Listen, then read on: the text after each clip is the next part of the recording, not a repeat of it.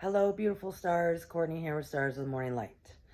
This is a energy reading for July 23 through the 30th of 2023. Normally this would be an Akashic message, but my schedule has gone completely haywire. And that's kind of what we're also going to be talking about today. So last week's Akashic message is still very apropos to the energies that are happening right now. This message, I would call it be and breathe. Okay. So last week I kept messaging that, or saying that it was going to be very bumpy for a lot of people. Bumpy. A bit difficult. We were going to be gaining a lot of awareness, especially through observation and or circumstances involving us and others, right? Very kind of deep work that's coming to the surface. When I say awareness, it could be pet peeves that are more than a pet peeve. Things that you're seeing now that you need to let go of. Lots of releasing or becoming aware of what to release, right? Especially with Cancer being in the new moon that was in Cancer, Venus entering into Leo, the retrograde of Venus. I mean, that's so much awareness of last week through, like I said, arguments, anxiety, all sorts of stuff that can happen with dealing with other people or being amongst other people. But it was bringing up a lot of stuff for folks. This week, that energy, let's say we have the awareness now, this week is, what do I do about it? Well, here's the thing. This is a realignment, a transition, a purging for some. So many times we don't actually need to do anything. For some, this is very much a dark night of the soul as well, which often happens when we're transitioning from Cancer into Leo, because Cancer is a lot of our emotions, which emotions are very good, but then leading into the productivity of the Leo of, okay, now what do I do about it? Oftentimes in this week, it is to really do nothing. Be and breathe. Breathe through this transition. Breathe through. You don't have to make big decisions right now. Breathe through it. Just be. Because the energies at play right now, they are purging a lot of stuff. Awareness is still coming in, a whole lot. So we're just, do your standard days. You can be the observer. That helps a lot, even to understand what to do when the time comes. That is all at play right now. But like I said, we know this. We know this, especially if we're here at Stars of the Morning Light. We know what's going on. And there's many great videos out there about astrology. There's many great videos, other energy videos. So last week's Akashic message is still at play. Right now, we can just relax and be. And last week's message was really don't engage. Don't engage, which is still a part of this.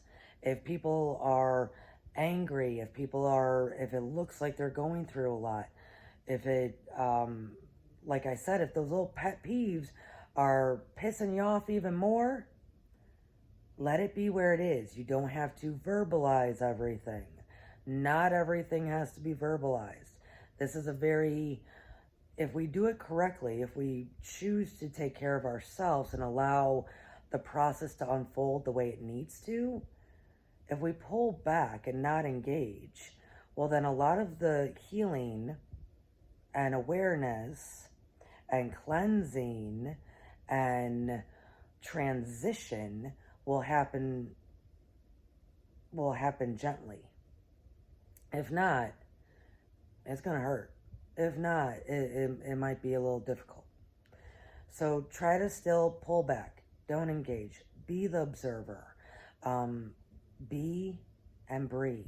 Just Just breathe through it all. Don't forget to breathe. um, that's this week. That is what is happening. You can go back and listen to the old Akashic message. I am with you guys. Here's a perfect example, right? So I always knew I have a really difficult time being flexible. If you looked at my birth chart, I am nothing but fixed signs, and the majority of it is Scorpio. I am stubborn even with my inflexibility. I don't like when things go awry. This past week, in less than 48 hours and kind of into 72 hours, all of my schedule, all of my clients, because we're all connected to each other, right? All of my clients had to shift. My schedule had to shift. It was my husband's birthday. Things were shifting there. So much shifting. It shifted, I think, 4 different times. Everything. It started with one, and then the next one, and then more, and then more. It all started to the point that I went, I can't. I literally don't know. I'm just going to have to go with the flow. Very uncomfortable for me. Uncomfortable. I felt very vulnerable. I felt very insecure because I'm not okay with being flexible to that extent, right? Where everything is shifting. But I also know that that is a trait that I'm definitely going to need moving forward in life. I'm definitely going to need it, right? The majority of us are going to need it. And it was being presented big time. The awareness of, oh, you thought you worked on this, Courtney. You thought that you were okay with being flexible. Now let's bring it to the extreme and see how you handle it. I was not handling it too well by Saturday because everything was falling apart, in my opinion. I mean, it felt like I just wanted to burst into tears because I was that uncomfortable with having to be flexible like that. That's my personality trait. That's, like I said, it is very much even a part of my birth chart. But is it something that I have to overcome? Is it something that I needed more awareness of, like, no, this is still an issue for you, Courtney? Yeah, I needed to know that. Because on a normal basis, if things need to be moved around, cool, got it. Until it's the ultimate, this is flexibility. This is what this word means, right?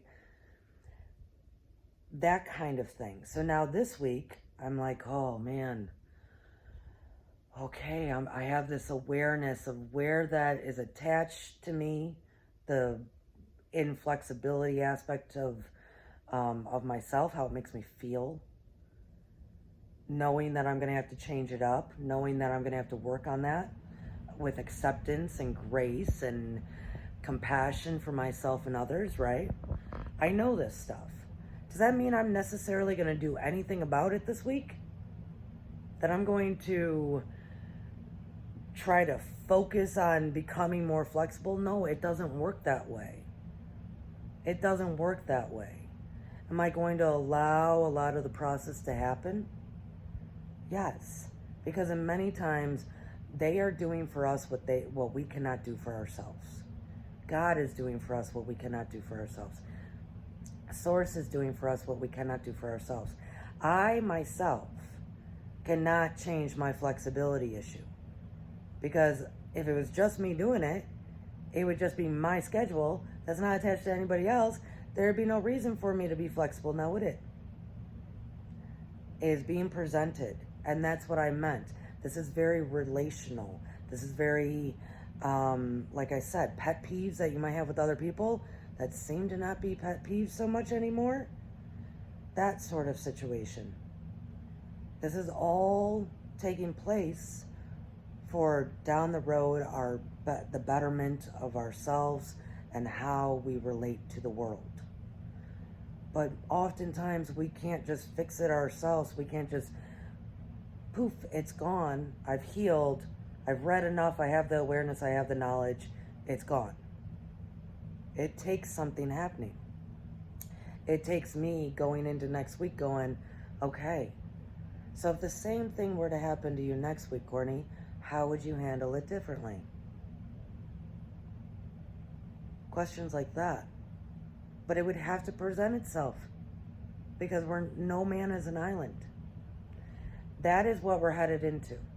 And that's my personal example to give an idea as to the feeling and the knowing of, yeah, we have to let go of what no longer serves us. The little black spots in us, the little negative things, or the things that maybe not so negative, but make being amongst others more difficult. Being shy, not being willing to be vulnerable with others. All sorts of things. They're all at play right now. This is Venus. That's what she's doing. She's doing it. As when she got into Leo and started her retrograde, that's what she's doing. I do want to put it out there that also this time period is going to be very representative of what was going on with you in 2015 summer or 2007 summer. So if you can remember back to that, very, very familiar themes are coming back up. Okay? So think back to that, 2015 or 2007. Also, as we're just being and breathing, do trust. Do trust and know that this is for your greater good, even though it might be a little painful. It is for your greater good in the concept of freedom. Freedom from the things that actually hold you back. Freedom from the things that keep us from connecting even more so. This actually is freedom in a lot of ways.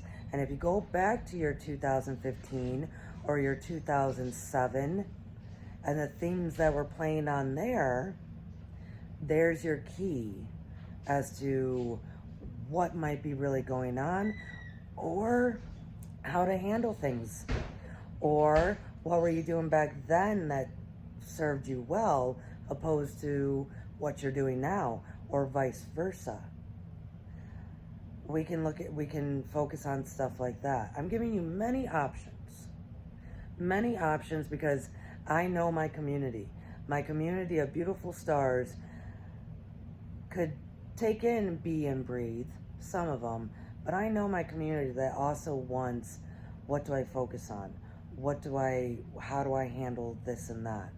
Think about that.